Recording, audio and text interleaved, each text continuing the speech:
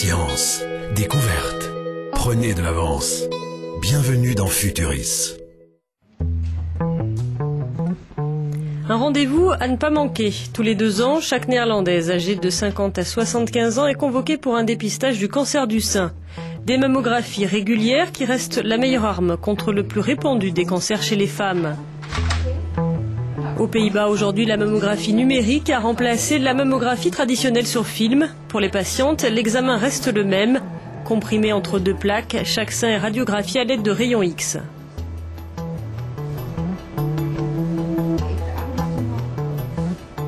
Pour moi, c'était comme une mammographie normale. On ne sent pas de différence. Ça m'a fait un peu mal, mais on sait que c'est toujours comme ça. Ça ne dure pas longtemps de toute façon, donc c'est pas grave. Avec la mammographie numérique, une image électronique du sein est produite sur ordinateur. Elle peut être optimisée en jouant par exemple sur les contrastes. Des images faciles ensuite à archiver ou à transférer. Les Pays-Bas viennent de lancer la numérisation complète de leur programme de dépistage.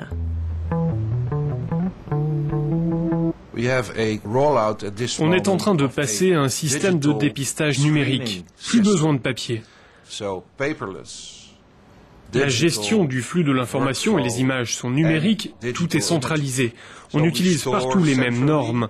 La méthode de travail est la même à travers tout le pays.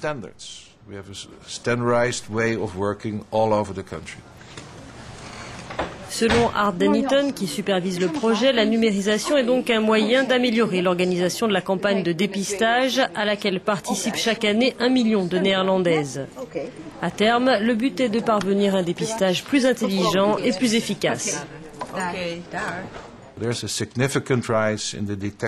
On observe une nette augmentation du nombre de cancers du sein détectés comparé au système analogique. Et cela ne concerne pas seulement les formes précoces de cancer avec des calcifications, ce qu'on appelle les DCIS, cela concerne aussi les petites tumeurs invasives. Chaque année, plus de 330 000 nouveaux cas sont diagnostiqués dans l'Union européenne. On en ignore les causes. Seule certitude, plus tôt le cancer est détecté, mieux il est soigné.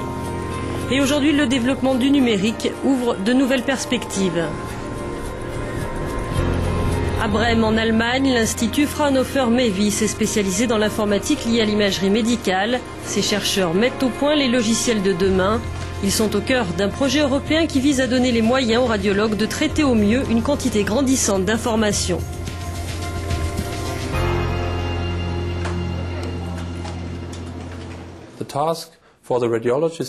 La tâche du radiologue est de trouver l'information la plus pertinente parmi une grande quantité de données, et ce, en un temps très court et avec une grande précision. L'ordinateur permet de créer de nouvelles images à partir de multiples autres images, et ce afin de visualiser sur une seule vue l'information pertinente. Par ailleurs, l'ordinateur est capable d'analyser les images ou même de les quantifier afin d'aider le radiologue à évaluer l'information. Car les images ne proviennent pas que des mammographies. Parmi les principales autres techniques, l'échographie qui utilise les ultrasons et l'IRM, l'imagerie par résonance magnétique. Horst et son équipe travaillent à faciliter l'analyse de ces diverses données.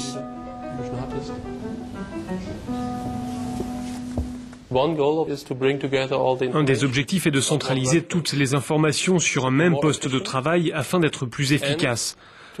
Cela permet une évaluation combinée des différentes données. Prenons par exemple une femme qui passe une mammographie et un examen des seins par IRM, l'imagerie par résonance magnétique. Eh bien, avec ce nouveau poste de travail, on va pouvoir faire un diagnostic conjoint issu de ces 2 examens.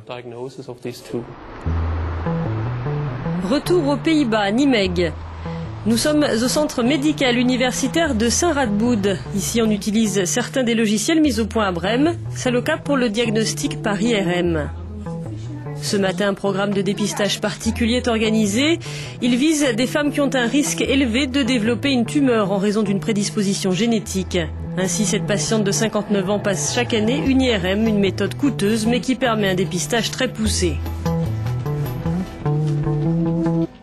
Il y a chez cette patiente un risque élevé de voir se développer une tumeur dans un sein, de 60 à 80% de risque. Les IRM permettent de repérer environ 20% de tumeurs en plus. C'est plus efficace que la mammographie et les ultrasons réunis. Le risque avec les IRM est néanmoins de provoquer de fausses alertes en détectant des anomalies qui ne sont pas des tumeurs. Chaque outil de diagnostic présente ainsi ses avantages et ses inconvénients. D'où l'importance pour les radiologues, notamment pour les cas difficiles, d'affiner leur diagnostic et de bien caractériser les anomalies en utilisant plusieurs techniques.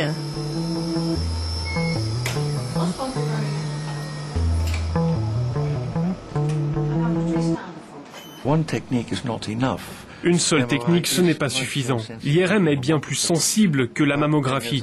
Pour autant, il y a un autre problème. Le cancer du sein se manifeste parfois au travers de microcalcifications. Or, ces calcifications, on peut les observer avec une mammographie, mais pas avec une IRM.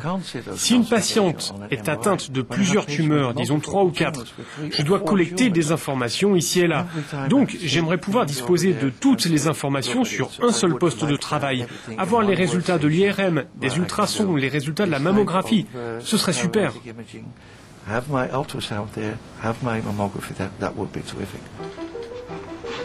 Chercheur en radiologie, Nico Karsmayer travaille aux côtés des médecins de l'hôpital. Il teste des logiciels de diagnostic assistés par ordinateur ou encore de nouveaux outils tels que ce scanner à ultrasons, une technologie dernier cri pour les dépistages du cancer du sein.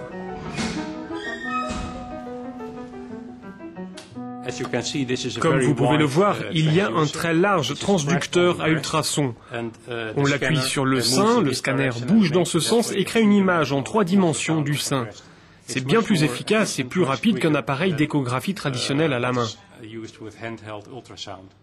Le principal intérêt, c'est que ce système est bien moins cher qu'une IRM. Comparé à la mammographie, c'est inoffensif car il s'agit d'ultrasons et donc il n'y a pas de radiations qui peuvent être nocives. There's no risk for the patients with harmful radiation.